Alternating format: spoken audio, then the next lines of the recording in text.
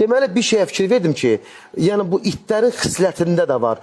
Digər başqa bir it hürürsə, bu eşidirsə, vatan səmiyyətini mən deyirəm, avtomatik abi, bu buna cavab vermək məcburiyyətində elə bu daxilə yaradılış belə yaradılıbdır.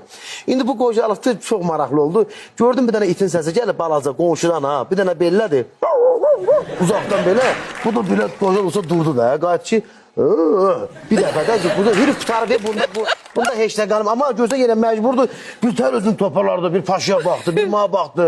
Təzdən gördü, bir dənə yaxın qoxumlardan bir səs gəldi, bu həmən səs, eləcə bu durdu belə baxdı, toparlar, bir dənə belə tam gördü, qalxamır, elədi.